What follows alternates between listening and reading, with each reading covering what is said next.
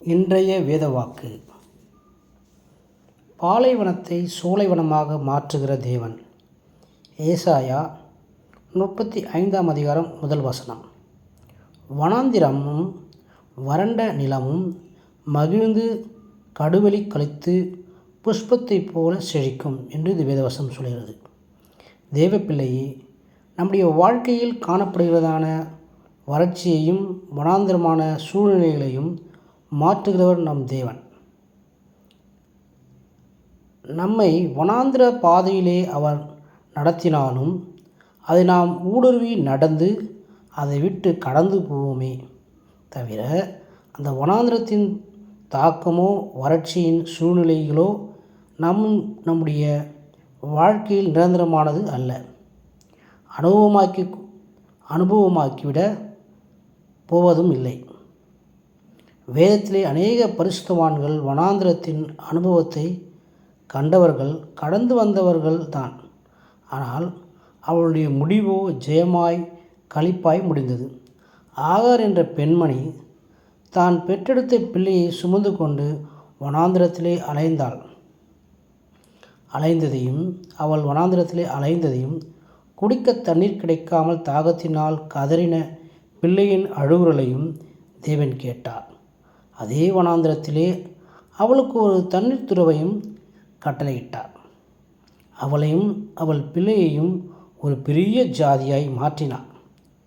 யோசேப்பை அவன் சகோதரர்கள் கொண்டு போகும்படியாக வனாந்திரத்திற்கு கொண்டு போனார்கள். அவனை கொண்டு போடும்படிக்காக அவன் திட்டமிட்டிருந்தார்கள். ஆனால் தேவனோ அதே வனாந்திரத்திலே அவனை உயிரோடே பாதுகாத்து அவனை எகிப்து தேசத்தின் அதிபதியாக உயர்த்தினார். பாலும் தேனும் ஓடுகிற கானான் தேசத்தை சுதந்திரிக்கும்படிக்கு தேவன் இஸ்ரவேல் ஜனங்களை வனாந்திர வழியாய் நடத்தி சென்றார்.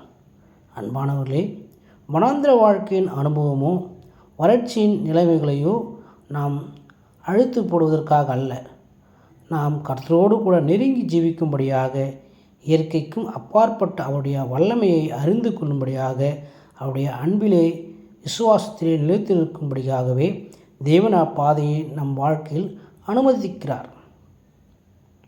தேவன் நம்மை வனாந்திரத்தின் பாதையிலே நடத்துகிறதினால் நாம் ஏதோ குறைவுபட்டு விடுகிறோம், நான் நன்மைகளை இழந்து விட்டேனோ என்று அநேக நேரங்கள் நாம் நினைக்கிறோம். அப்படியல்ல. வனாந்திர பாதையிலே இந்த இஸ்ரவேல் ஜனங்களை மேகஸ்தம்பத்தினாலும் அக்னி ஸ்தம்பத்தினாலும் பயமில்லாமல் வழிநடத்தினார். அவர்களுக்காக தேவன் யுத்தம் பண்ணினார். குடிக்க சுவையான தண்ணீரையும் புசிக்க மன்னாவையும் காடைகளையும் கட்டளையிட்டார். தகப்பன் தன் பிள்ளையை சுமக்கிறது போல அவர்களை தோளிலே சுமந்து வந்தார். 40 வருட காலம் கர்த்தர் அவர்களுக்குன்னே கூட இருந்தார். அவர்களுக்கு ஒன்றும் குறைவுபடவில்லை. பிரியமானவர்களே, அதே தேவன்தான் இன்றைக்கும் உன்னையும் கூட இந்த வனாந்திர பாதையிலே ஆச்சரியமாய் அதிசயமாய் ஒரு குறைவில்லாமல் நடத்தி கொண்டு வருகிறார் என்பதை நாம் உணர வேண்டும். மறந்து போகக்கூடாது. நீ கடந்து போய் கொண்டிருக்கிறதான வனாந்திர பாதையிலே திசை தெரியாமல் அலைந்து கொண்டிருக்கிறாயோ, ஆறுதலற்று தனிமையில் தவிக்கிறாயோ, எங்கும் இருள் சூழ்ந்த நிலையோ என்கிறதான ஒரு தனிமையோ மறவாதே. என் இருள் விலகாததா, என் வியாதி பலவீனம் நீங்காதா என்று ஏக்கத்தோடு வாழ்ந்து கொண்டிருக்கிறாயோ, வனாந்திர திசையிலிருந்து உனக்கு ஜெயம் கிடைக்காமல் இருக்காது.